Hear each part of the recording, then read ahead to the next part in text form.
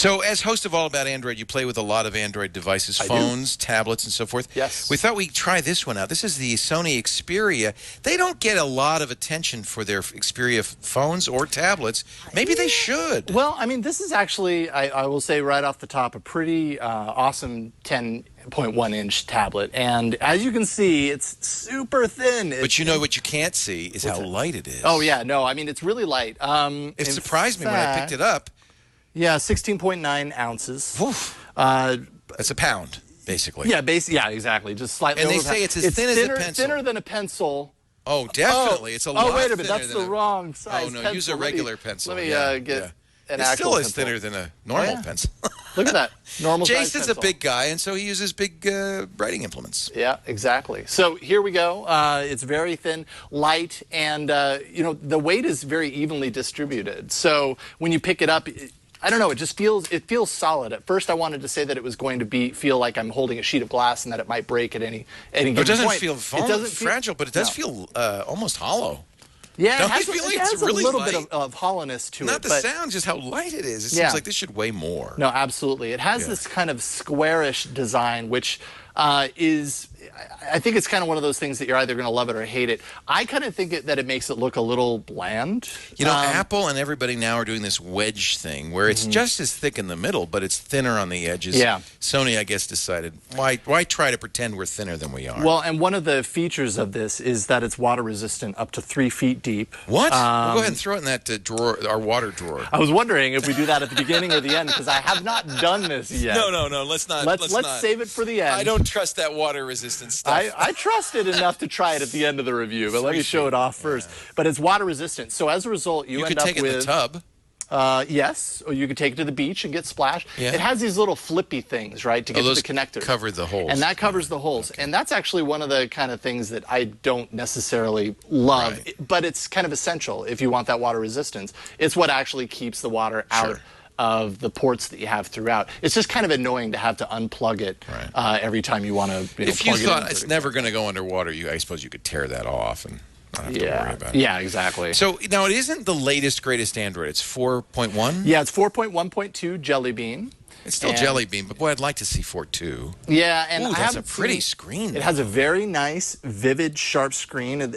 You know, they tie these into the whole Bravia kind of engine that Sony is very tied into. So Sony the display makes these nice. IGZO displays. Is it an IGZO display? I don't think so. No, I don't believe that it is. Okay. They tout OptiContrast, which is just a fancy word for having bright contrast for outside, and indeed, it's very bright. It looks like an OLED screen, but it's not, right? It's an LCD, or is it OLED? Yeah, I'll look it up. I'll look it up. You keep reality display. They've got lots of taglines for it. You know what? Sony calls their OLEDs reality. So that is an OLED display. There we go. It looks like one. 1.5 gigahertz quad-core Snapdragon S4 processor with 2 gigs of RAM. I found it to be perfectly sufficient from a power perspective. For things like gaming, I actually played Riptide GP2, which just came out on Android not too long ago, and it was super fluid and a lot of fun to play. Although I will say with the design, the speakers are down here at the bottom corners.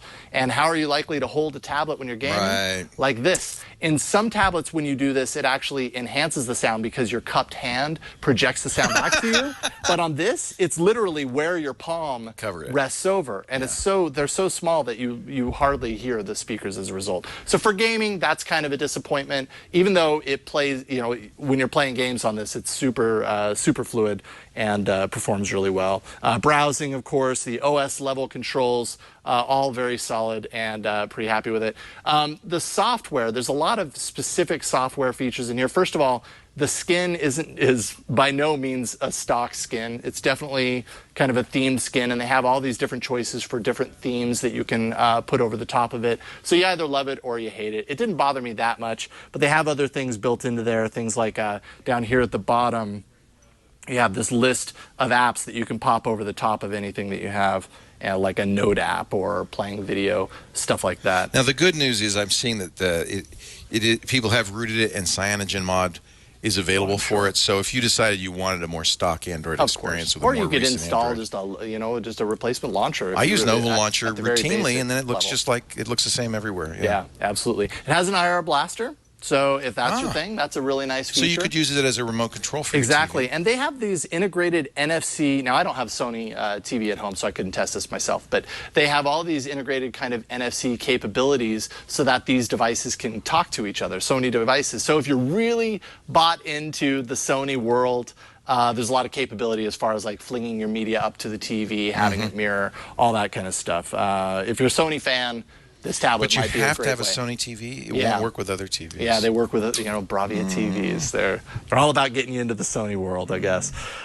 Camera, I almost, when talking about tablets, don't even, care too much about the camera, because how many pictures are people taking with tablets, and the quality is kind of always the same. Really great in high light situations, really poor in low light situations. I was taking pictures in here, back in the editor's room, outside, and the outside ones looked pretty decent. Everything else looked very washed out and kind of grainy. So if a camera on your tablet is important to you, probably isn't the best tablet, but I don't know that's why you would pay $500 for a tablet. It's also got a decent camera. Yeah, it's got a serviceable camera. I really love how the screen looks, although you might say that those are unnaturally colorful. It's overly vivid and overly saturated, for sure. But that's what I like. Yeah, there you go. 1920 by 1200, pretty high resolution. Yep, high resolution. What am I missing? Micro SD card, the 8.1 megapixel rear-facing camera, by the way.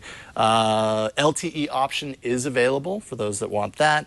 The battery is 6,000 milliamp hours. Oh, that's a lot. Yeah, I thought it was pretty sufficient. You get 10 hours typically all day, basically. Yeah, it's so hard to tell sometimes because you have these for such a short period of time. But I was syncing a lot of stuff, and I never had to worry really about the battery. And, that's about all. So let's get the pros and cons. So the pros: water-resistant design. So if that's important to you, this is one of the few players. Incredibly thin and light. Fits just right inside a pocket in your backpack, and you won't even know that it's there. Bright and sharp display. The IR Blaster integration is Sony. Other Sony things. All of that is a pro. Cons: the covers just kind of get annoying, even just for charging it nightly. Having to get that cover off, and it's really hard to kind of get in there and get it off, can be a little downer. The square corners, the square kind of design, can kind of be uncomfortable when you're gaming in particular, and the love it or hate it skin. But we can't do a review of this and not show off its water resistant capabilities. You're not going to put it in water. Oh, hey, that's what they say you can do. Up to 3 feet. I'm only doing what Sony said. It's a bathtub tablet that I can do. God, that hurts whenever anybody does that. There you go, and it's still working. Yeah, it's still on. Can you swipe the screen? I don't think that you can. No. Okay. It's resistant, right? It's not meant to operate. It's taking a deep breath right now. Underwater. That was cold water. But hey, it works. There we go. And that's a selling point. I think that is a selling point. Absolutely. It's going to be a little thrown off, I think, because the water on the screen, is throwing it off. If I was to dry it off completely, I'm sure it would be right back to normal. But, it's not flickering and yelling at me, so I guess that's a good sign. Sony Xperia Z tablet, 10 inches, $500 starting price, just like the iPad. Yep, $600 if you want 32 gigs of storage. Okay. Very good. Thank you, Jason Howell. Absolutely.